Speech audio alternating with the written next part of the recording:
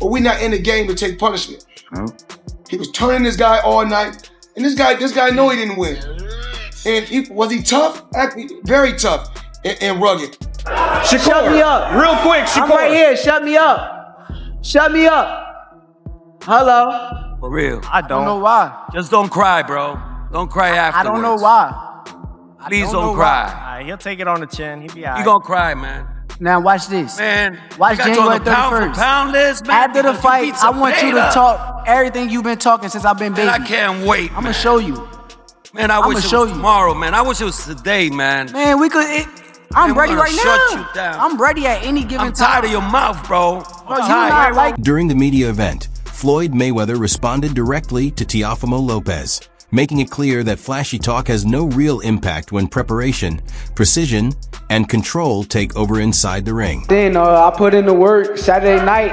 All of my work is gonna take care of itself. So he could bring whatever he want. He could come in pressure, do whatever he gotta do. He's just gonna bring out the best of me. You fight, man, because you just want everybody to think you're the best, man. You never fought nobody. Senior, do not fall when you get in the ring this Nobody time, like my son. I don't want to see Nobody like my son. Stay on your feet. Bro, he faster, quicker, smarter. Gotta have it in control. More entertaining. More entertaining. Oh, snap. Shut up, man. Bigger. That double stepping that you do, bro, I got that shit You're figured so out. mad. I'm under your skin, I know that. Teofimo Lopez Sr. then stepped into the moment with complete confidence, declaring that they planned to defeat Shakur and shut him down the same way they believe Lomachenko was neutralized, as if the outcome is already scripted in their minds. Okay, I don't think y'all did either. Oh, so you gotta show it, baby. I don't think y'all did either. I ain't see. Not on my son. I ain't see Lomachenko throw no punches. You never been on a big stage like this. I didn't see Lomachenko throw punches. You never been on a big stage like this. I didn't see Lomachenko throw punches. Because we frozen. Okay, you gonna see. We gonna freeze you too. You better not throw the towel in. Come on, man. You out of your mind. Okay. My son fought without no air. My son fought without no air against Cambosos. You can't fight for your son. You can't fight for your son. You gonna tell me, man? Come on. You can't fight for your son. I bet you gonna quit. Yeah, okay, you gonna see. That's when the mood completely changed. Shakur didn't raise his voice or fire back aggressively. Instead, he stayed relaxed, smiled, and said he plans to reveal Teofimo for who he really is. That quiet assurance carried more weight than any trash talk ever could. Where are the weaknesses? Where are some of the weaknesses in his game? A lot of the weaknesses is in his mental. I think it's more mental than anything again. I'm going to expose it. You said in your last fight that you proved you were a dog against William Zepeda. What do you want to prove in this one? That I'm the best. I want to show the world that I'm the best. After this fight, I want to be considered top 5 pound-for-pound fighter in the sport, and I can't wait. The difference was immediate and impossible to miss. One camp was pushing confidence and bold claims, while the other projected certainty without effort. What began as typical hype suddenly felt deeper, like two opposing mindsets colliding. Force against finesse, chaos against command. What was it about Teo that you gave yourself like the eye? This is the one I want him, right? Because I'm sure you at a point where you got options, like you could pick, you could pick and choose. Yeah, I know. Why? What was it about him that you was like, all right, this is the one? What made you want to? He's on top of his game, bro. I said his last fight in front of New York City. Times Square, yeah. He fought Arnold Barboza. He the sharp. He was stacked. What's my boy name that was dead to? One of the 5-4 Kings, whatever they want to call it. So he on top of his game, bro. So if I see somebody on top of their game, my competitive edge just kick in. It's like, okay, I already vision right then and there that I want to fight him. Like I want to be in front of him and see how my style do with his style. So it's more so just do the best. Both fighters clearly carry a strong sense of self-belief. From a physical standpoint, Teofimo appears to have the edge in strength and raw explosiveness. He also understands the game well and knows how to operate at a high level. That said, Shakur comes across as the more advanced thinker in the ring, relying on sharp fundamentals and refined technique. He isn't stiff or predictable, but instead experienced, composed, and always in control of his approach. Can't be too technical with Shakur. You gotta make it a little ugly. You do. You got to make it a little ugly. If you try to be too technical with Shakur, it could be too long of a weighted chess match. You know, certain people don't want to see that. They don't want to see pop shots. You know what I mean? They want to see good action. I have yet to see, and I think you could attest with me, I don't think we have seen Shakur face anyone higher than who he's going to face next, and that's of me. So, you know, I definitely, you know, commend him at least for... To me, he shows a higher level of mental discipline. He stays within his limits and rarely puts himself in unnecessary danger. Often, when he faces tougher opponents, the match can seem uneventful at times, which is why some fans push back against his style. That cautious approach is exactly what people point to when they critique him. And against Teofimo, I expect that same measured, safety-first strategy to be on display. I think it's time. I think it's really that time for him to really take his first loss and, you know, me whoop his ass to the point where either he quits on the stool or I knock him out. You really believe that, you know, because everyone will say, oh man, Shakur is probably one of the best defensive fighters in the game. You really believe you can stop Shakur Stevenson? Yeah. Being cautious doesn't mean he lacks sharpness or precision in his execution. Shakur has plenty of tools at his disposal that could lead him to success, just as Teofimo does on his side. If I'm being completely straightforward, though, if Teofimo arrives fully prepared and performs the way he did in his fight with Vasily Lomachenko, I believe he would come out on top. Did to Lomachenko, and one of the things that I think that gets lost in that fight against Lomachenko is Teo threw more than 100 punches in the final round to make sure he won that fight. Yeah, no question. Even in the loss that he had against Kambosos, where he had a puncture, like he had some medical condition in his esophagus that like was dangerous actually, and it looked like an... After all the discussion about styles, strategies, and mental battles, Richardson Hitchens stepped in and stripped it down to pure reality. No hype, no performance. Just truth straight from the gym. He made it clear that this isn't something you can pretend your way through. Richardson explained that he's been connected to Shakur since they were young, sharing nights in boxing gyms, putting in work at impossible hours, and pushing each other in sparring sessions long before the spotlight ever found them. Me and Shakur became really close at a young age. I think we was about 13. Yeah. And me and him started off beefing at first, because I was one of the guys that was like, I started boxing a little later than guys like Shakur. I started boxing like 12.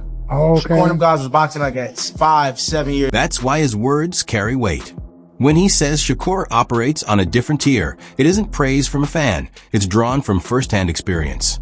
And when Hitchens points out that Teofimo is talented, but doesn't match Shakur's boxing depth, it isn't meant as a slight. It's insight from someone who has felt Shakur's timing up close and understands what it takes just to keep up with it. At the end of the day, You think it's competitive though? It's close? Yeah, I think it can be competitive. Yeah. You know, Teo is real gifted. Shakur is real defensive. And, you know, I feel like when a fighter is super defensive, it can play against you. What stood out was that Richardson never acted like this matchup would be simple. He still acknowledged Teofimo's resume and danger, giving him full credit where it's due.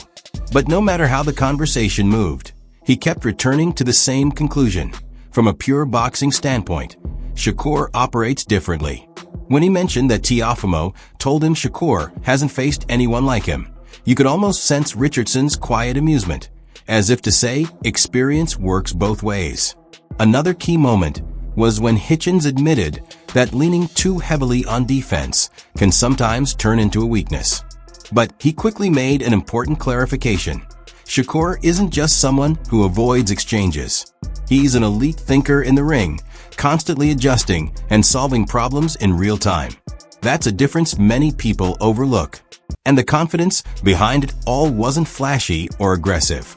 It was steady and relaxed, almost detached, like someone who's seen this story play out before and already understands how it usually finishes. Go in there trying to be really defensive, it can play against you, but Shakur's a high-level boxer, and Teo ain't on Shakur level. Teo know that, and like I told Teo when I see him, I said it's different. He told me that me and Shakur is used to each other. That's why I feel like it's different. He said Shakur not used to him. So in 2 weeks, we'll see. Yeah, definitely. I mean, Teo is a 3.5. Teo, if you were supposed to somehow win, fight me. Fight me. That's the fight that... When Richardson said it's different, it wasn't hype or trash talk. It was a caution. The kind of warning only comes from fighters who've witnessed firsthand what happens when the bell rings and instincts take over. Even when he joked about stepping in against Teofimo himself, the underlying certainty was clear. This fight isn't about wishful thinking or flashy promotion. It's about skill arriving exactly when it's needed. Hitchens didn't push drama. He laid out the truth. Reality is, Teofimo has to execute perfectly for a full 12 rounds, while Shakur simply needs to perform as himself. And anyone who's been in the sport long enough knows which of those challenges is tougher. But they said they have a game plan. They said they know how they're going to beat Shakur. We'll see, man. Teofimo's a tremendous fighter at the end of the day. I got to give ultimate respect to him because he is one of the most decorated young fighters in the sport today. And it's not going to be an easy task for Shakur, but I just feel like Shakur, when it comes to boxing, Teofimo's not better than him. So it is. Right after Richardson framed the discussion as a skill gap only visible to those who grew up in it, Gary Russell Jr. stepped in with the perspective of someone who's seen both sides of the fight game and isn't impressed by flashy moments. He put it plainly, intellect over raw athleticism. And that wasn't a knock on Teofimo. It was a caution. Gary's essentially saying, yes, Teofimo is explosive, talented, and dangerous, but that kind of power doesn't intimidate someone who knows how to navigate the ring. At the same time, he didn't paint Shakur as untouchable either. He warned, things can get messy if Teofimo executes controlled chaos. That phrasing is important. He wasn't referring to reckless swinging, but precise, purposeful pressure. A few hard punches, closing the distance, landing first, and forcing the judges to pay attention. When he referenced Lomachenko, it wasn't about nostalgia. It was a playbook, showing that Teofimo has already demonstrated the ability to disrupt a masterful boxer when he commits in focused bursts rather than just posing. Gordo, when he fought Lomachenko, if he fights Shakur the way that he fought Lomachenko, that would somewhat poke holes in Shakur's game as far as allowing him to dictate the ring, dictate the revenue of the ring. You know, he'd have to mash the gas, like I say, in spurts. Put Shakur in the defensive, make him want to be defensive, make him question when he punches. And another thing, he has the ability to hurt Shakur. I agree with him here because Shakur isn't looking for long physical wars. He wants clean reads, resets, and space to operate. Gary explained that if Teofimo can push Shakur onto the back foot, forcing him to defend instead of dictate, the perception of the fight shifts instantly. And in boxing, optics matter whether you like it or not. But he immediately balanced that, pointing out that if Teofimo hangs back, hesitates, or plays too cautiously, Shakur can turn it into a long, grueling night that feels like 12 rounds of unanswered pressure. What really hit was Gary noting that Teofimo has the power to hurt Shakur, but the reverse isn't necessarily true, completely changing the risk equation. Even so, he leaned toward Shakur, reasoning that intelligence and strategy tend to outlast raw bursts of energy. This wasn't sitting on the fence, it was nuanced truth. Gary's message is clear. The fight isn't simply about who's better. It's about who sticks to their identity when under fire. Intellect dominates if chaos is managed. Chaos prevails if intellect is cornered. That's what makes this matchup unpredictable. It all depends on the conditions. I always say intellect over athleticism. You know, I will always choose intellect over athleticism. In my personal opinion, if I had to choose somebody, I'm more so leaning towards Shakur. But I still feel that there was a 50-50 fight. I feel like it's a 50-50 fight. I feel like Shakur, his game plan is to fight the way that he... Right after Gary Russell Jr. broke down the intellect versus chaos dynamic, Gabe Rosado stepped in and somehow made it even more intense, without raising his voice, which is impressive. Gabe said something that hit immediately. These fighters are champions who still fight like they have something to prove, and that intensity is dangerous for both sides. That wasn't praise, it was a warning. When he described the matchup as a high-stakes chess match, it didn't sound like patience. It sounded like tension, because neither Shakur nor Teofimo is built to coast when pride is on the line. Gabe leaning toward Shakur isn't favoritism, it's evidence. He referenced the Zapata fight. Oh, you wanted to see the pocket? Here you go. And it matters. Shakur didn't just stand there. He absorbed shots, fired back, worked the body, and never lost himself. That's not abandoning your style, it's expanding it. When Gabe mentioned people questioning whether Shakur had the dog, it was almost laughable. Fans get loudest when they realize they misjudged someone. Shakur didn't bark, he showed. Gabe was just as honest about Teofimo, calling him phenomenal and fully acknowledging his explosiveness and hunger. You don't survive this long in boxing by ignoring real threats. This wasn't hype, it was recognition that if both fighters come in aggressive, the margin for error becomes razor thin. Shoot, man, that's a great matchup. You got two guys, they got great skills, but are both really hungry. It's like they're champions, but they fight like they're prospects or contenders. You know what I'm saying? So I don't see Teofimo taking a step back, and I don't see Shakur taking a step back. Even though they have the ability to box, but I see this being a high intense chess match. You know what I'm saying? Who do I favor? It's tough, man. I think Shakur is a great boxer. Where Gabe really shifted the conversation was when he highlighted the brains behind Shakur, because that's where this matchup starts feeling unfair in subtle ways. He openly pointed out that having Crawford, Ward, and that full championship-level think tank around you creates an edge you can't measure with punch stats alone. And he's right.